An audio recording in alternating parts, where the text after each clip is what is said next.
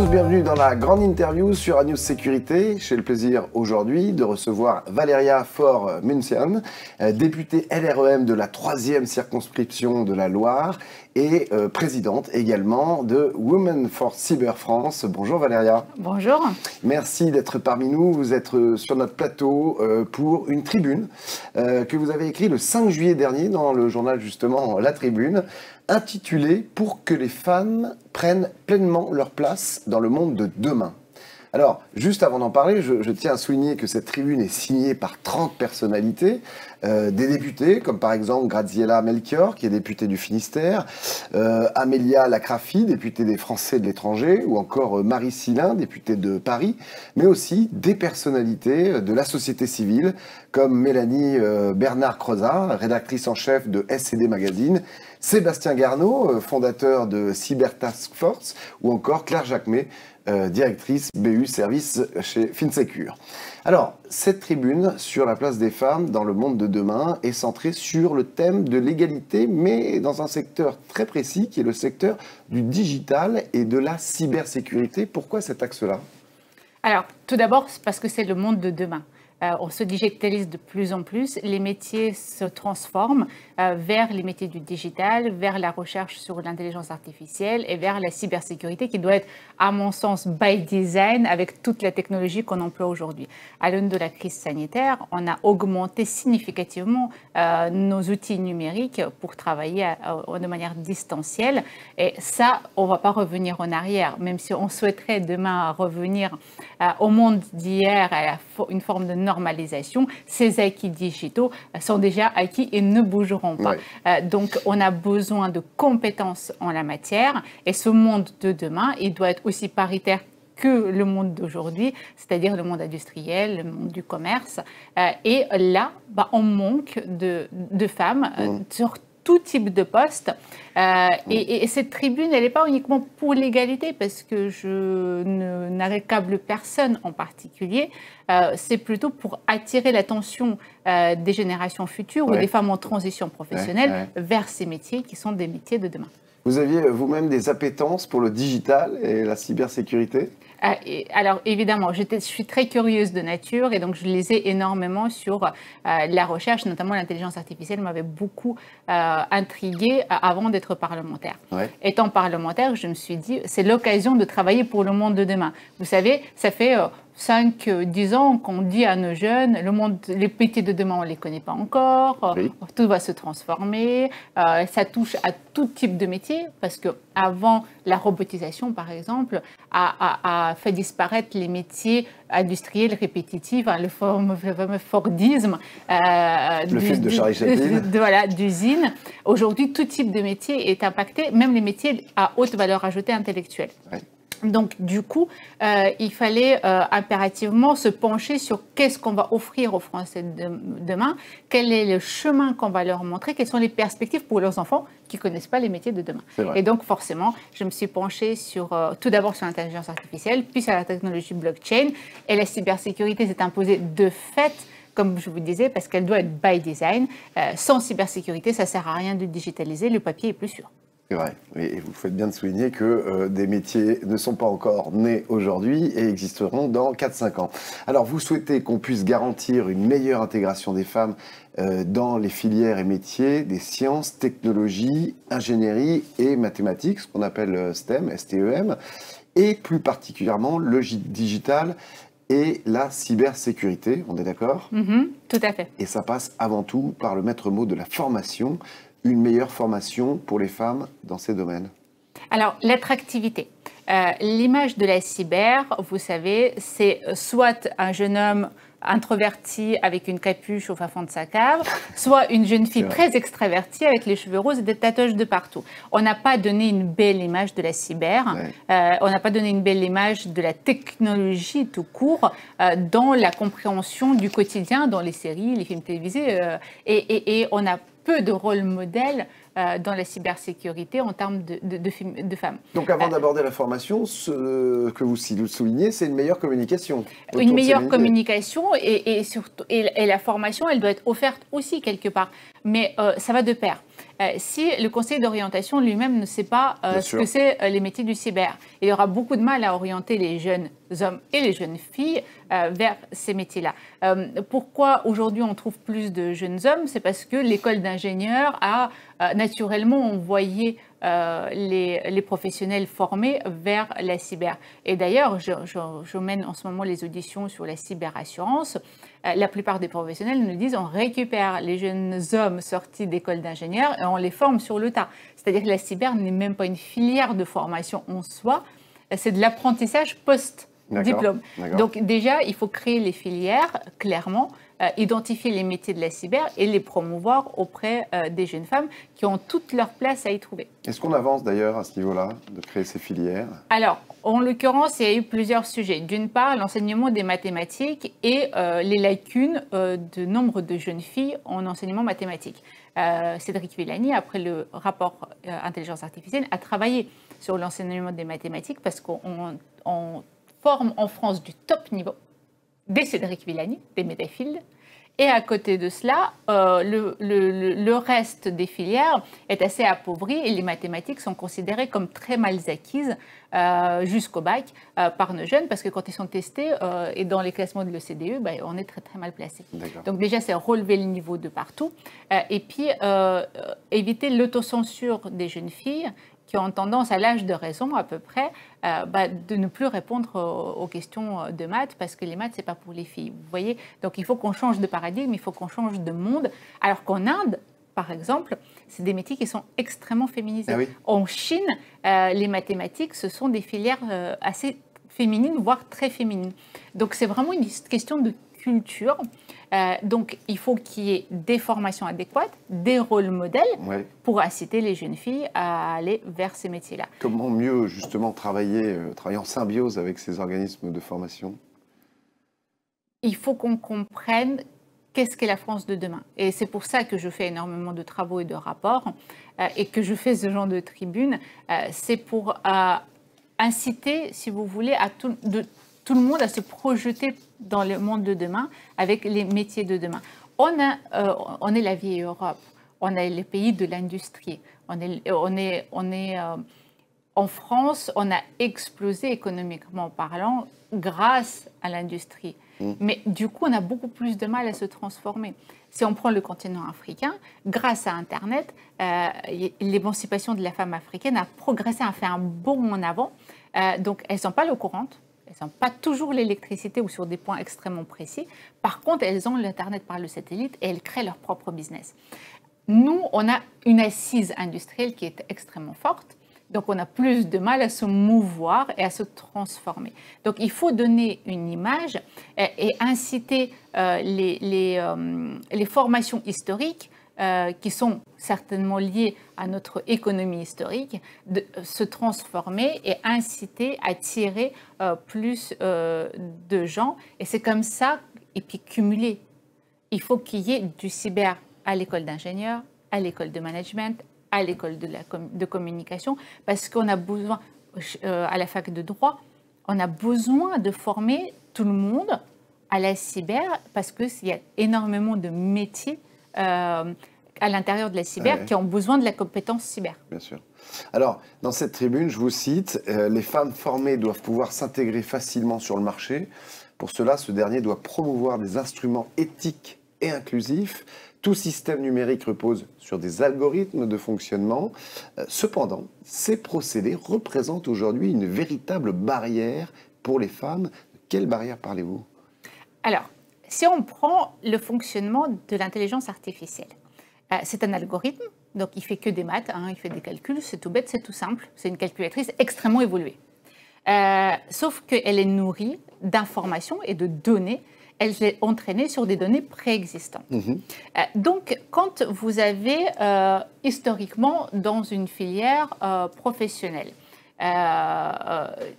sur 10 personnes, 8 garçons, 2 filles, et qu'on donne ces statistiques-là, ces données-là à l'intelligence artificielle, elle va reproduire le même biais de genre. D'accord. Donc, dans son recrutement, elle va écarter naturellement les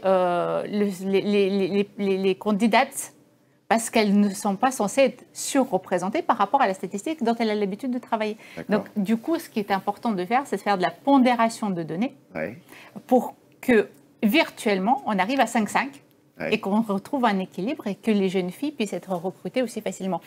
En fait, le scoring est biaisé aujourd'hui potentiellement par la machine. Par la machine, parce qu'elle est nourrie de ce biais culturel qu'on connaît depuis toujours.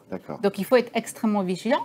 Mais vu que les femmes sont peu présentes dans le digital, on se retrouve avec les algorithmes développés par les hommes pour les hommes, mais ils ne font pas exprès. Ce n'est pas de la mauvaise foi, ce n'est pas pour écarter les femmes particulièrement, c'est qu'ils ont leur lecture de la chose. Et donc, dans leur lecture de la chose, ils ne prennent pas en considération un certain nombre de facteurs. C'est un cercle vicieux, c'est le chat qui se mord la queue. Tout à fait. Alors, il faut aussi pouvoir savoir combien de femmes s'orientent vers les filières STEM et informer justement celles qui ont choisi cette voie sur les débouchés et formations dans le digital et la cybersécurité pour ensuite aussi faciliter leur intégration. Alors, si vous voulez, autant que parlementaire, je me suis confrontée à un certain nombre de limites de mon pouvoir. Donc, je peux ouvrir le débat public, je peux faire des propositions d'amendements, de textes juridiques, mais aujourd'hui, on n'a pas une législation qui empêche les jeunes femmes d'intégrer les filières.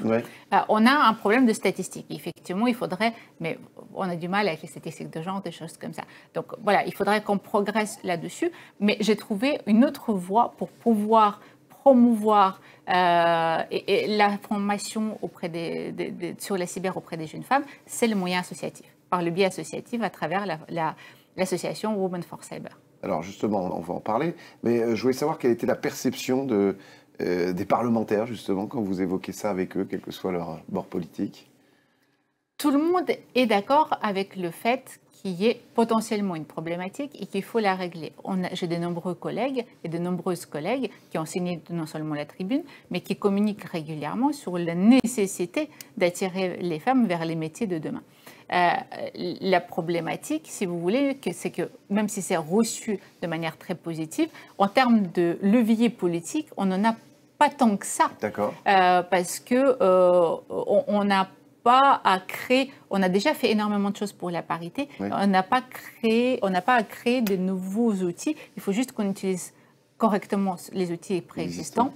Et surtout, derrière, c'est un changement culturel majeur à opérer, un changement de paradigme et pas forcément un problème de législation. Alors, ce changement culturel, il doit aussi se procéder sur le côté attractif pour les femmes vers ces métiers de l'IA.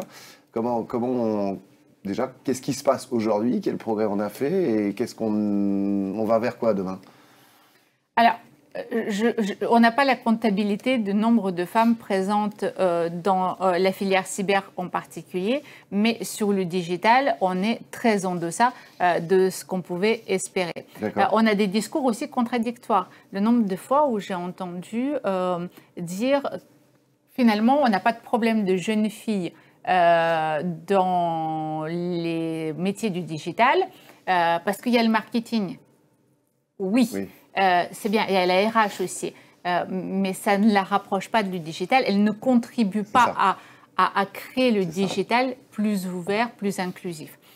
Donc, du coup, il faut faire attention au discours qu'on tient, mais principalement aujourd'hui, les initiatives sont associatives par le biais des fondations, parce qu'on se rend bien compte que ça passera, comme je vous dis depuis le début, par l'information, la formation, les rôles modèles. En fait, c'est un monde qu'il faut qu'on ouvre aux jeunes, en général, aux jeunes filles en particulier, qu'elles ne connaissent pas du tout. Parce que tous les forums qu'on fait, vous savez, celles qui viennent, c'est celles qui ont déjà la notion. C'est celles qui sont intéressées, c'est celles qui savent que ça existe, en fait.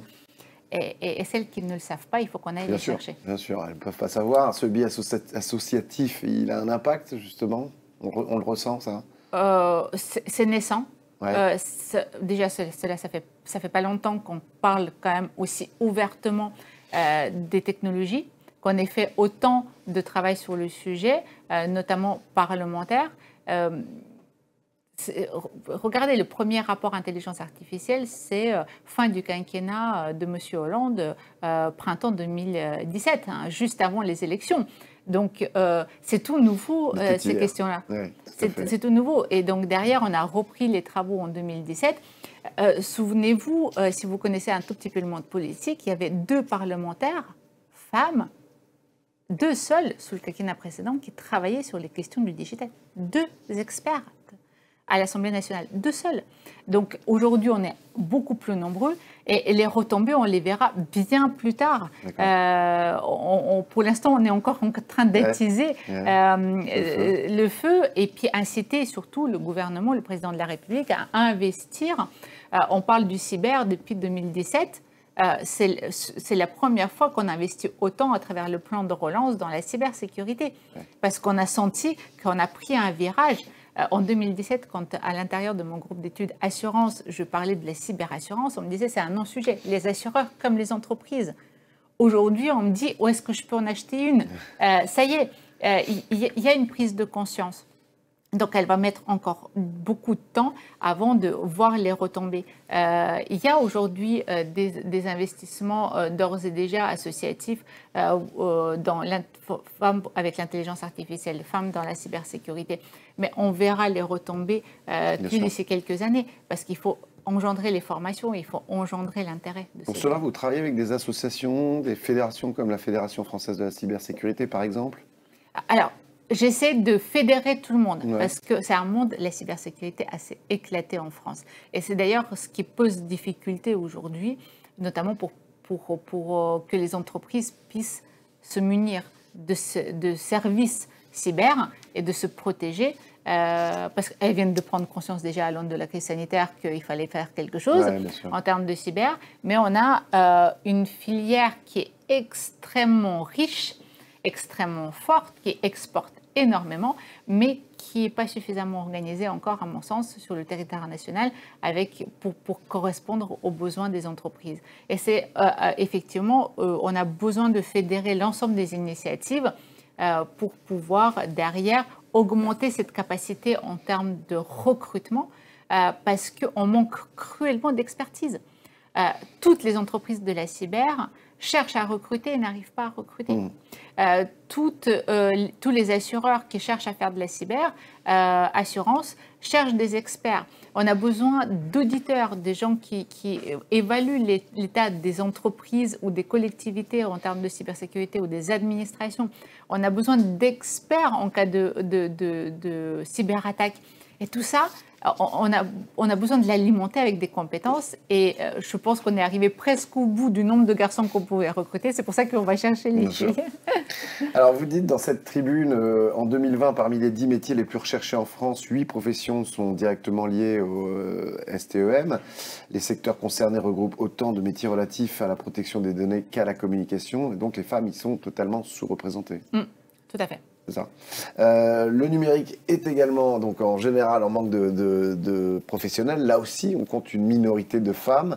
Et dans l'IA, c'est la même chose. En termes d'ingénieurs, on est toujours aussi à la traîne en termes de... Et même en termes de codeurs ou de codeuses. Je ne sais même pas si on a féminisé le terme. Sur toute l'échelle de la création de valeur du digital, on a une sous-représentation des femmes. C'est autant de chefs d'entreprise que des codeurs, autant d'ingénieurs que de cadres. On a data scientists. On a vraiment une difficulté à recruter. Et en plus, la filière cyber, c'est une filière qui est assez, comment dirais-je, riche de types de métiers dont il y a besoin. Donc, effectivement, chaque entreprise a RH et marketing, mais ça ne touche pas la technique. Par contre, les juristes, on a besoin d'avocats et de juristes compétents pour défendre les intérêts de l'entreprise. On a besoin d'analyser un certain nombre d'informations et de données. On a besoin de faire des formations auprès des salariés parce que le risque humain est le risque numéro 1 de la cyber, parce que les rançons logiciels, par exemple, qui pénètrent dans votre réseau informatique de l'entreprise, arrivent régulièrement par le biais du phishing, c'est-à-dire ce faux mail qui vous fait représenter votre banque ou votre service quelconque et qui pénètre à travers la boîte mail d'un salarié. Et donc, du coup, il faut qu'il y ait une hygiène cyber minimum. Mais pour ça, il faut comprendre ce que c'est la cyber pour pouvoir l'enseigner aux autres. Et de toute façon, dans la globalité, on manque de spécialistes en cyber, garçons ou filles. Donc autant effectivement ouvrir les portes pour qu'on soit le plus nombreux possible face à ce fléau qui sera peut-être le fléau qui va succéder à celui du Covid. Ça manque donc cette cybersécurité de féminisation et vous dites quelque part que c'est se priver de talent. Tout à fait. Encore une fois, le but, c'est pas de dire il faut absolument la parité là-dedans comme ailleurs. Évidemment qu'il faut la parité et on tend vers cette parité un petit peu partout en France et on a fait des lois pour protéger les femmes récemment, mais c'est surtout qu'on ne peut pas se priver d'un vivier alors qu'on est en crise de compétences. Bien sûr. Et je pense qu'on est pratiquement arrivé au bout du nombre de garçons qu'on pouvait recruter parce qu'on a des filières entières avec options cyber qui ne trouvent pas assez de preneurs. Il y a des places disponibles dans certaines écoles qui font de la cyber. Et donc, du coup, si on ne va pas chercher la moitié de la population nationale, on risque de ne pas les recruter. Ça me paraît une évidence aujourd'hui d'aller vers ces 50% de la population qui ne connaît que peu les filières du digital et la cyber en particulier. Et soulignons le fait que le numérique n'est pas qu'une affaire de spécialistes. Le numérique n'est pas qu'une affaire de spécialistes, c'est une affaire de tous, parce que, encore une fois, on construit avec le monde de demain. On construit les villes intelligentes, les maisons intelligentes, les véhicules autonomes, la santé, la e-santé, l'accompagnement des personnes dépendantes, le diagnostic médical, le e-commerce. Tout est I aujourd'hui et sera encore plus I demain. Si on ne fait pas contribuer la moitié de la population nationale ou même mondiale à cette construction du I, ce I deviendra pas le E féminin à la fin du mot, mais bien un I qui signifie masculin au singulier. Alors pour terminer, vous êtes présidente de Women for Cyber France. En quelques mots, vous pouvez nous expliquer de quoi il s'agit? Alors, il s'agit d'une initiative européenne. C'est l'ensemble des entreprises de la cyber de l'Europe qui ont contribué à créer une fondation, donc en dehors de leurs intérêts économiques. Et cette fondation promeut la place des femmes dans la cybersécurité. Je suis membre de Women for Cyber Europe depuis plusieurs années.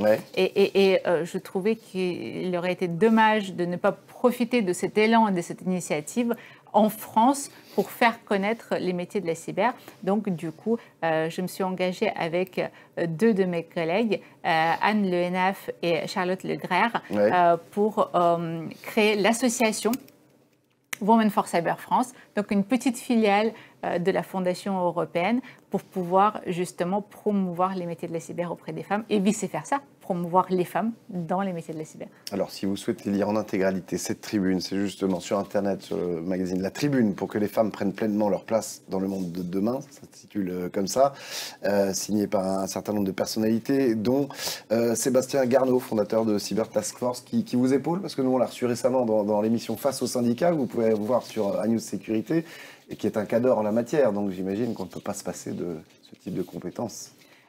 Monsieur Garneau est quelqu'un qui, avant tout le monde, je pense, a senti cette transformation digitale et qui a su fédérer autour de lui un certain nombre de personnalités, moi y compris, au début du quinquennat, et qui nous a permis de créer ce réseau autour de la cybersécurité qui est extrêmement nécessaire. Et il y a eu beaucoup de progrès faits. Évidemment, ça fait partie des personnalités incontournables pour pouvoir promouvoir la cyber en France. Et je vous assure qu'en 2017, on n'entendait presque pas parler. Il était vraiment pionnier et courageux. C'était le David Croquette. Merci beaucoup d'être venu sur ce plateau d'News Sécurité. On suivra ça de près, bien évidemment. Merci à Benjamin Souhaité, à la réalisation, Soline Squill et la Dream Team Agora pour la préparation de cette émission. À très très bientôt. En attendant, prenez soin de vous. Ciao.